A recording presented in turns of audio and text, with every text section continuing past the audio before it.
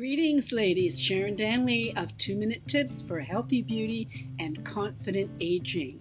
I have a couple more make betters for you to reveal for today with an in-depth look at how we can achieve our best and most honest looks for real women without the filters and all the other questionable tricks of the trade. And today we're going to have a look at the modern approach to the Gibson Girl style. The classic Gibson Girl. We've been playing around with this on the page, and I was inspired by a young woman who did a great look of a Gibson Girl with the scrunchie. So I thought, it's been a while since I've done this. So just to keep us in mind what the Gibson Girl is, it was a turn of the century look, and the hair was piled up high like you see here. These are reflective of some of the authentic looks of the Gibson Girl. Around, when I say the turn of the century, I mean the last one, 1900s. So the hair was piled high, and they wore these big hats and with these fantastic hat pins and all that sort of thing. But it was piled high, and they often used hair padding and all kinds of things to help give that puff. Well, I'm going to first of all talk to you a little bit about the makeup that I think kind of goes with the Gibson. I have just done my regular foundation and a little bit of highlighter on my eyelid and the triangle under my eyes. I have filled in my brows just a little bit and used one thin coat of the mascara without the primer because I didn't want them too dark, just so that it would color my lashes a little bit and give them a little bit of strength that they've lost over the years. Now, for the Gibson Girl to look good, I believe, on an older femme fatale, we need color somewhere. Now, I do have blush, but I've added a darker color lipstick, and I don't think that it's at all wrong for the look. It's kind of like my senior summer makeup look: fast, easy, and you're out the door. This took like about 3 minutes. So, and it will last all day. It's perfect. But I did it with reflection and did my hair. But this is all that I've done to lend a little bit of authenticity with the way the Gibson Girl looks. So let's bring up, this is a picture of me when in my younger years, back in the 80s, when the Gibson Girl was being brought around again. And we, wore our hair hard. Now you don't see it here, but I've got my hair piled on top at the back with a top knot, like you can see here, where it's lifted out. Now my hair's a heck of a lot thinner now than it was then, and I think I'm going to play around with giving myself more of a modern day, because once it's up for the day. And this is just the scrunchie that I've put on top. I brought the hair up and just put the scrunchie over top. So much easier. And then I don't spread the scrunchie, I just push it in a little bit. But I'm going to experiment with a little bit more. Now, I was watching a movie the other night with Candice Bergen, and this movie was in 1981. I'm sorry, I can't remember the name of the movie, but this is what we were wearing our hair like at that time, and you can see the back of the hair and how the hair's got a nice roll to it all the way around the head, and the hair is just twisted around into a full bun at the top. I gotta tell you, ladies, I think it's one of the best looks going for sure. Okay, so I guess now we should jump into our first Make Better reveals. Our Make Better reveals. And why do I call them that? Because they're more realistic than makeovers. They're more honest, I think, and true to the person.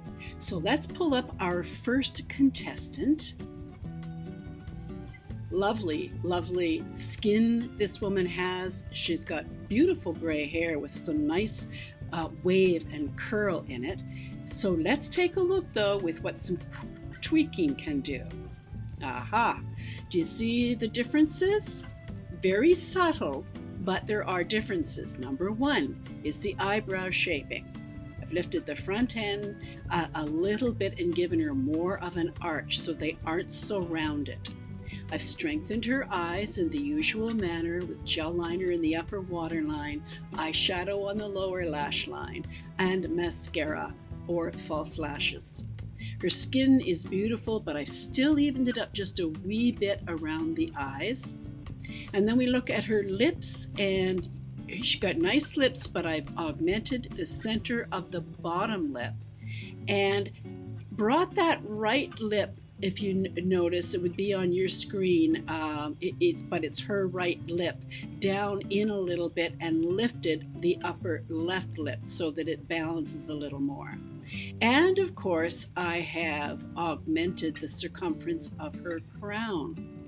So let's take a look at the brow guidelines to see what she has to do to achieve that look. Do you see where, especially on the left brow, she has to take more off the bottom front left and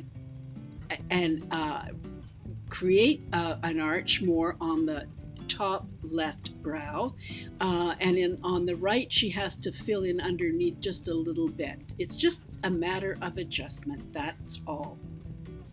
I'll let you look at that for a second. Okay, so let's bring in our stripes and take a look at, first of all, her brows. A closer look at the brows and the difference that the shaping makes. And I've also, if you notice, it's hard to tell, but I've added in a little bit of a gray eyeshadow with the color that she has, so that it blends in a little bit better with her hair, and it doesn't have the reddish tones that the before picture has. Okay, let's take a look at her eyes.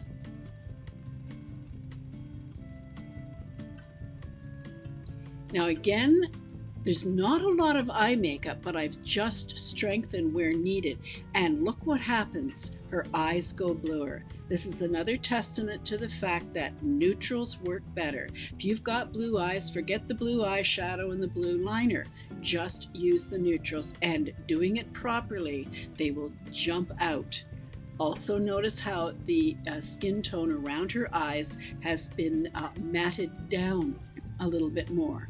So let's incorporate her brows.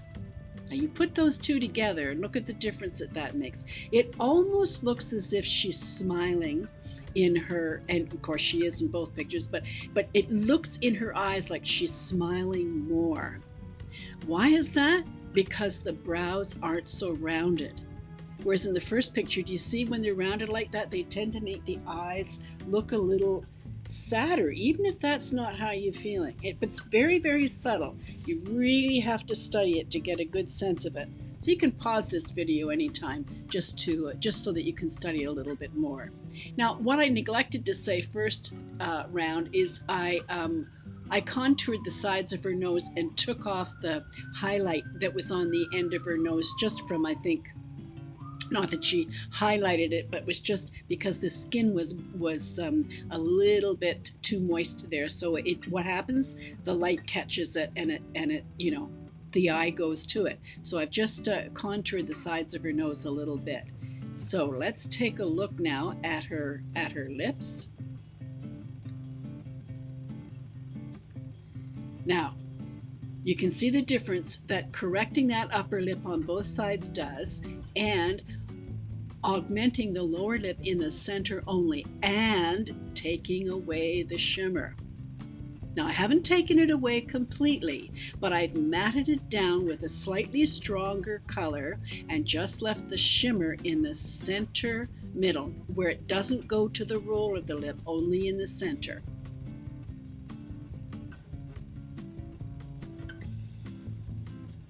Okay, and another look at her hairline. Take a look at how augmenting the circumference of her crown diminishes the fullness of her forehead.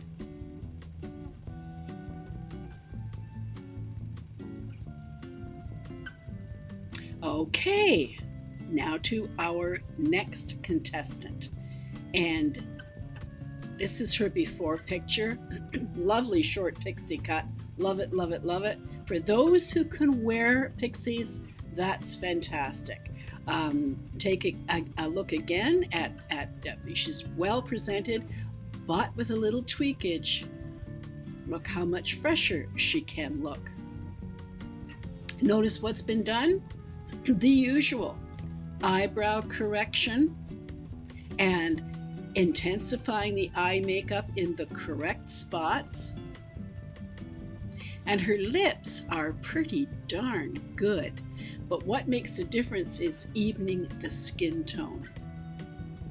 Now I also just lowered the very crown of her hair because it was sticking out a bit too much, and brought the sides in a little bit too to give overall balance to her whole face and hair.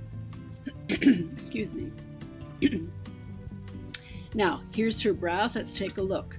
See where the vertical lines are? That's where the brows should start. Now you notice that substantially they need to lift at the front end and just curve that arch a little bit more and reduce the tail of the brow just a little bit in length.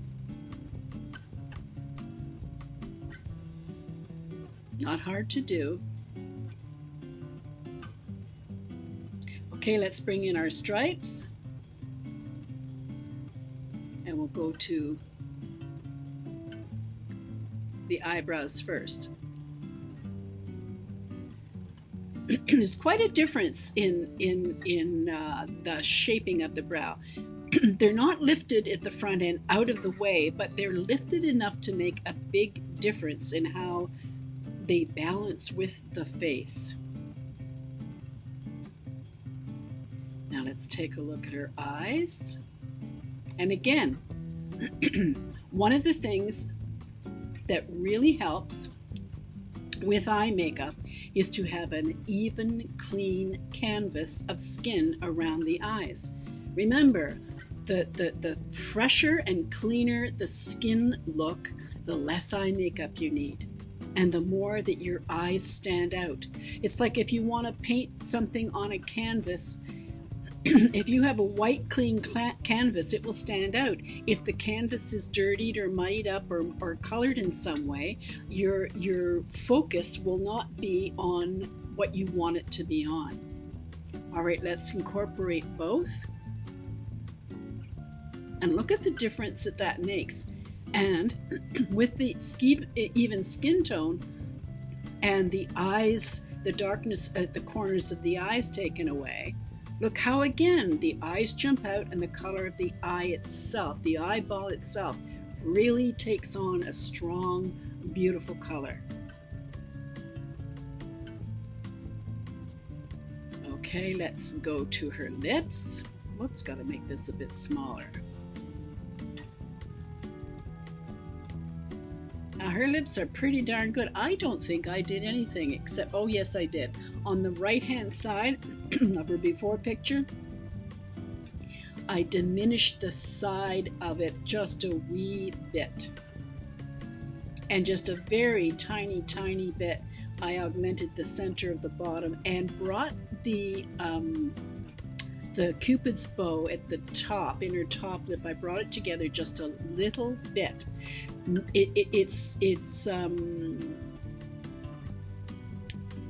You really have to look to see it, but the thing is, ladies, it's these minor little things that make the difference.